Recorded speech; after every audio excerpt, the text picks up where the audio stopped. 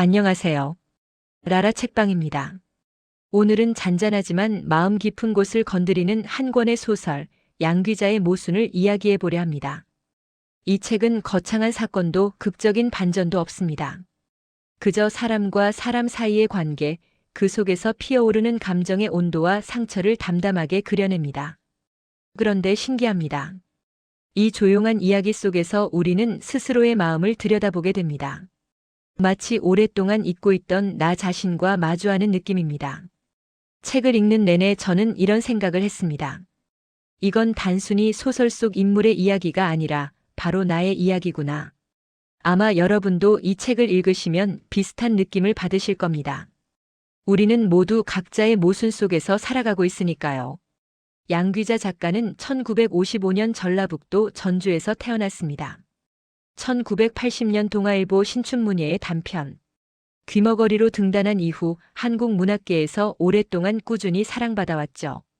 40년이 넘는 세월 동안 그녀는 한국 사회의 평범한 사람들, 소외된 이웃들, 그리고 우리가 흔히 지나치기 쉬운 일상의 순간들을 문학으로 승화시켜왔습니다.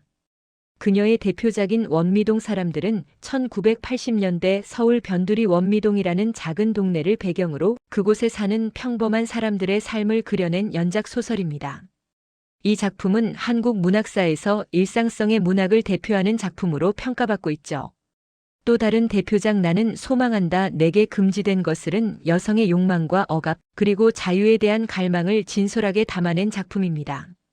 이 소설은 당시로서는 파격적이라고 여겨질 만큼 여성의 내면을 솔직하게 드러냈고 많은 독자들에게 깊은 공감을 얻었습니다.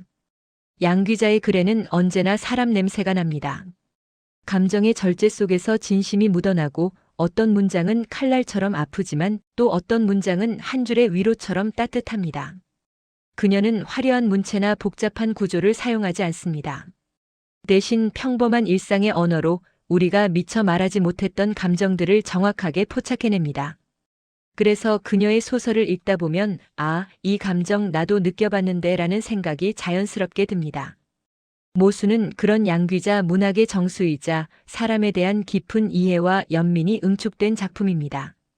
이 소설은 1998년에 출간되어 지금까지도 많은 독자들의 사랑을 받고 있습니다. 특히 인간관계에서 오는 복잡한 감정들을 다루는 방식이 탁월하다는 평가를 받고 있죠. 또 다른 대표작 나는 소망한다 내게 금지된 것을은 여성의 욕망과 억압, 그리고 자유에 대한 갈망을 진솔하게 담아낸 작품입니다. 이 소설은 당시로서는 파격적이라고 여겨질 만큼 여성의 내면을 솔직하게 드러냈고 많은 독자들에게 깊은 공감을 얻었습니다. 양귀자의 글에는 언제나 사람 냄새가 납니다.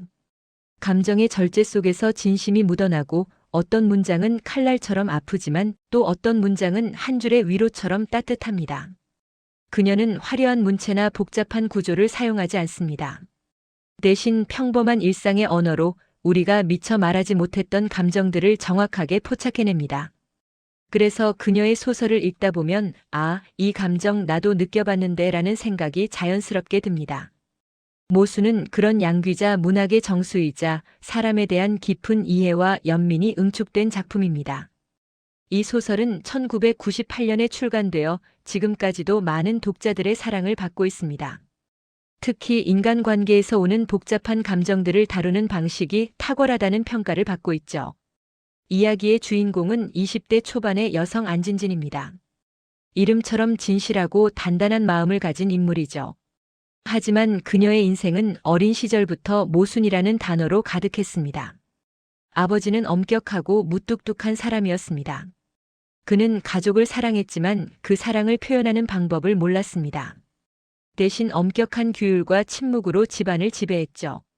그에게 가정은 질서가 유지되어야 하는 공간이었고 감정은 그 질서를 흐트러뜨리는 위험한 것이었습니다.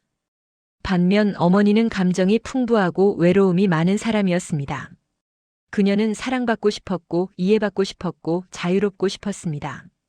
하지만 아버지와의 관계 속에서 그녀는 점점 더 작아지고 외로워져 갔습니다.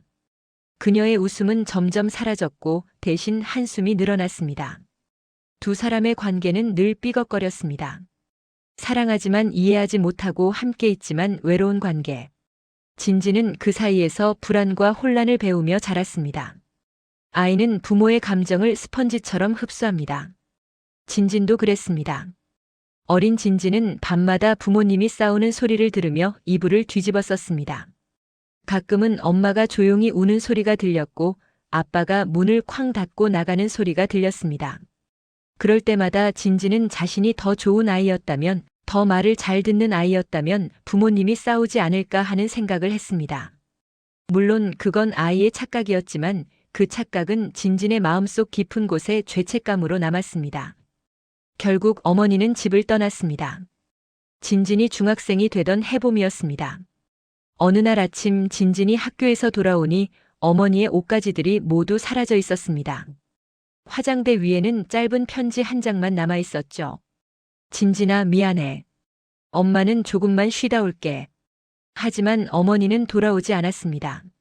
진진은 남겨진 자리에서 스스로를 다독이며 성장해야 했습니다.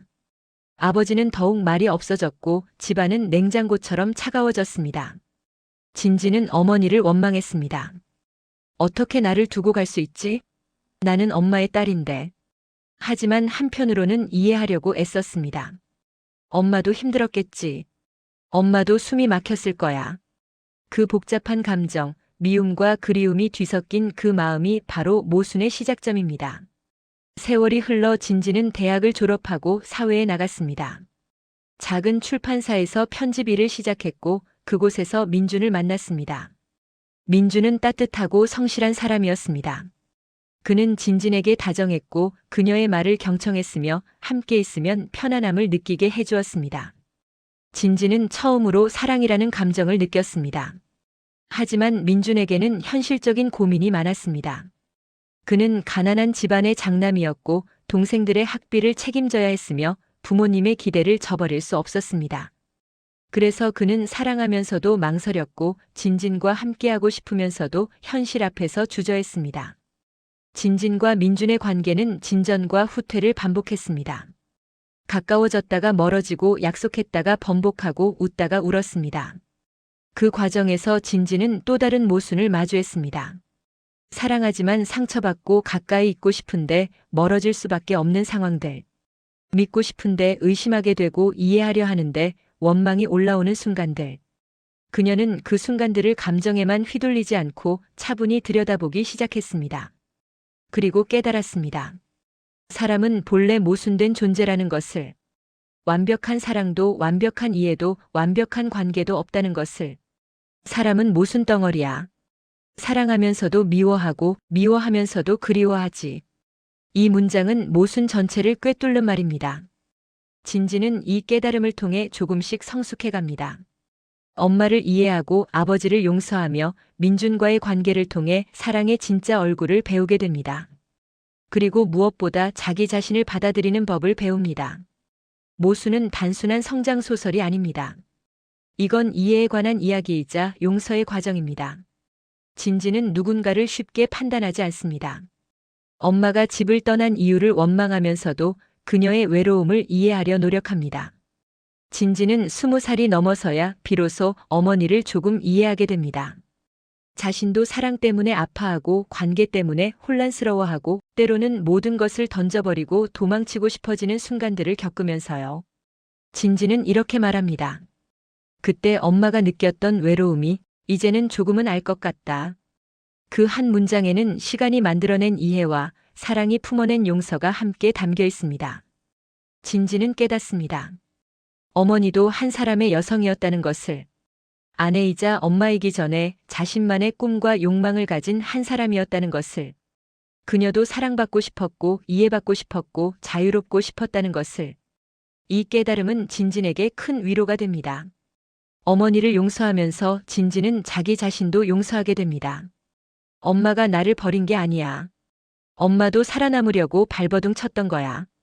양 기자는 사람이 완벽할 수 없다는 전제를 두고 이야기를 풀어갑니다. 그래서 이 책은 독자에게 위로를 줍니다. 우리가 흔히 실패라고 부르는 순간들조차 사실은 인간다움의 한 부분임을 보여주죠. 책을 읽으면서 저는 제 자신의 과거를 떠올렸습니다. 부모님과의 갈등, 친구와의 오해, 연인과의 이별. 그 모든 순간들이 제 잘못이라고만 생각했던 때가 있었습니다. 혹은 반대로 모두 상대방 탓이라고 생각했던 때도 있었죠. 하지만 모수는 말합니다. 관계에는 정답이 없다고. 누가 옳고 누가 그른지를 따지는 것보다 서로의 마음을 이해하려는 노력이 더 중요하다고. 모수는 우리에게 한 가지 질문을 던집니다. 당신은 사람을 정말로 이해하려 한 적이 있나요? 우리는 흔히 옳고 그름으로 세상을 재단합니다. 누가 잘못했고 누가 상처를 줬는지 따지죠. 하지만 진지는 그런 잣대에서 벗어나 그저 사람의 마음을 있는 그대로 바라보려 합니다. 세상에는 옳고 그름보다 더 큰 게 있다. 그건 사람의 마음이다. 이 문장은 단순하지만 깊은 울림을 남깁니다. 생각해보면 우리 삶의 대부분의 갈등은 이해 부족에서 비롯됩니다. 상대방의 입장에서 생각해보지 않고 내 기준으로만 판단하고 내 감정만을 우선시하죠. 진진의 아버지도 그랬습니다. 그는 어머니를 사랑했지만 그녀의 외로움을 이해하지 못했습니다. 그는 자신이 가족을 위해 열심히 일하고 있다는 사실만으로 충분하다고 생각했죠. 하지만 어머니가 원했던 건 물질적 풍요가 아니라 정서적 교감이었습니다. 민준도 마찬가지였습니다. 그는 진진을 사랑했지만 자신의 현실적 고민을 그녀와 충분히 나누지 않았습니다. 혼자 고민하고 혼자 결정하고 그 결과를 진진에게 통보했죠. 진진이 원했던 건 완벽한 해결책이 아니라 함께 고민하는 과정이었는데 말입니다. 우리는 살아가며 끊임없이 모순을 경험합니다. 사랑하면서도 미워하고 도망치고 싶으면서도 붙잡고 싶고 이해한다고 말하면서도 사실은 이해하지 못하죠. 이런 모순은 우리를 혼란스럽게 만듭니다. 내가 이상한 건가? 내 감정이 잘못된 건가? 하는 자책으로 이어지기도 합니다. 하지만 양 기자는 그 복잡한 감정을 외면하지 않습니다. 오히려 그 모순이 인간의 본질이라고 말합니다. 그걸 인정하는 순간 우리는 타인을 이해하고 결국 자신을 이해하게 된다고요. 진지는 이렇게 생각합니다. 나는 엄마를 원망하면서도 그리워한다. 이게 이상한 걸까? 아니야. 이게 사랑이야. 완벽하지 않고 깔끔하지 않고 때로는 아프지만 그래도 이게 사랑이야. 이 깨달음은 진진을 자유롭게 만듭니다. 더 이상 자신의 감정을 억누르거나 부정하지 않아도 되니까요. 모순된 감정을 느끼는 것이 인간답다는 것을 받아들이니까요. 이 소설의 매력 중 하나는 입체적인 인물들입니다. 양 기자는 누구 하나 평면적으로 그리지 않습니다. 안진지는 주인공이지만 완벽하지 않습니다. 그녀는 때로는 너무 예민하고 때로는 지나치게 자책합니다. 하지만 그 불완전함이 그녀를 더 사랑스럽게 만듭니다. 우리도 그렇게 불완전하니까요.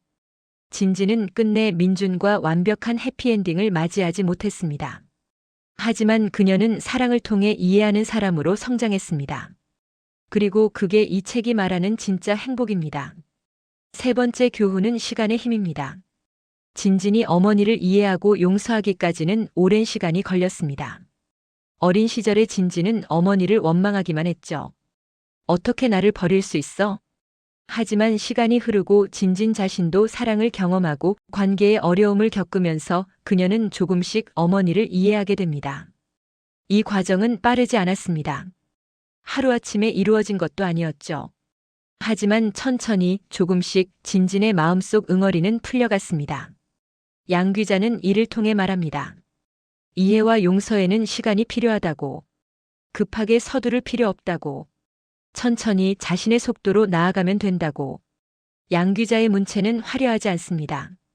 오히려 담담하고 절제되어 있죠.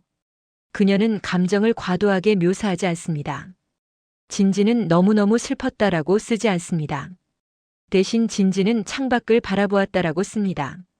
그리고 독자는 그 한 문장에서 진진의 슬픔을 고스란히 느낍니다. 이런 절제된 문체가 오히려 더 큰 감동을 줍니다.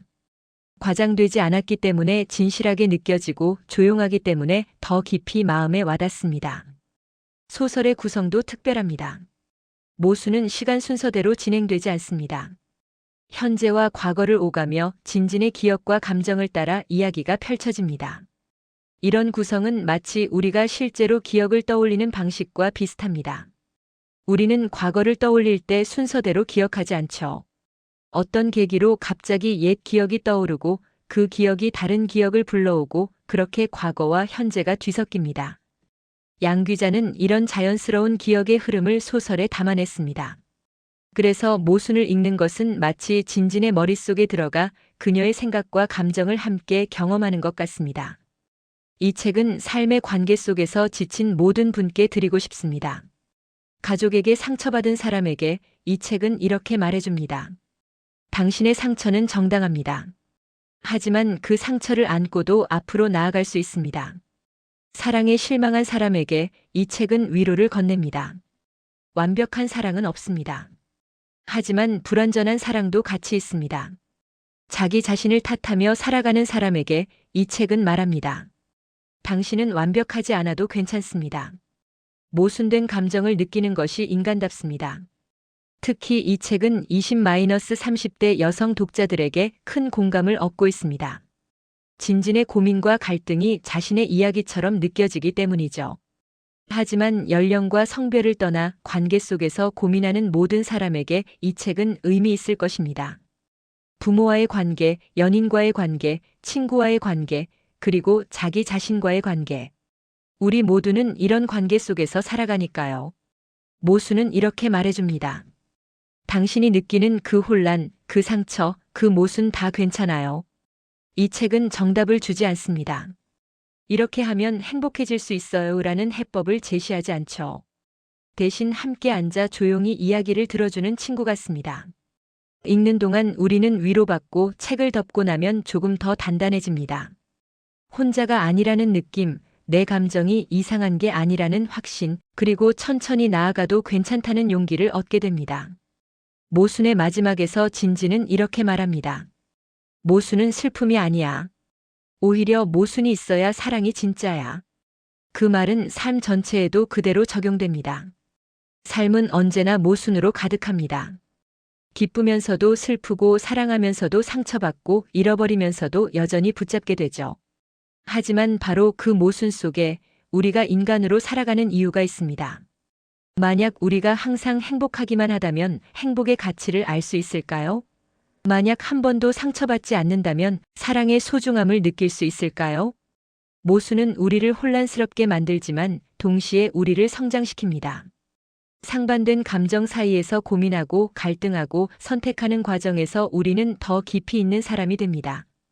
양 기자는 이 소설을 통해 완벽하지 않은 삶이야말로 진짜 삶이라는 진리를 전합니다. 그리고 조용히 이렇게 속삭입니다. 모순을 두려워하지 말라. 그 속에서 당신의 진심이 자란다. 이 책은 거창한 메시지를 말하지 않습니다. 그저 우리가 하루하루 살아내는 모습 속에서 진실한 감정을 찾도록 이끌어줍니다. 책을 덮고 나면 우리는 조금 다른 눈으로 세상을 바라보게 됩니다. 부모님을 조금 다르게 보게 되고 연인을 조금 다르게 이해하게 되고 무엇보다 자기 자신을 조금 더 따뜻하게 받아들이게 됩니다. 그래서 모순은 한 번 읽고 끝나는 책이 아니라 삶의 어느 시점마다 다시 꺼내 읽게 되는 책입니다. 20살에 읽었을 때와 30살에 읽었을 때, 40살에 읽었을 때 느껴지는 감정이 다를 겁니다. 우리가 그만큼 성장했고 그만큼 더 많은 모순을 경험했기 때문이죠. 당신의 마음이 지쳐 있을 때, 누군가를 이해하기 어려울 때, 혹은 자신을 용서하기 힘들 때, 이 책은 묵묵히 이렇게 말해줄 거예요. 괜찮아요. 당신이 모순 속에서도 살아가고 있다면 그건 이미 충분히 아름다운 일입니다. 그리고 덧붙일 거예요.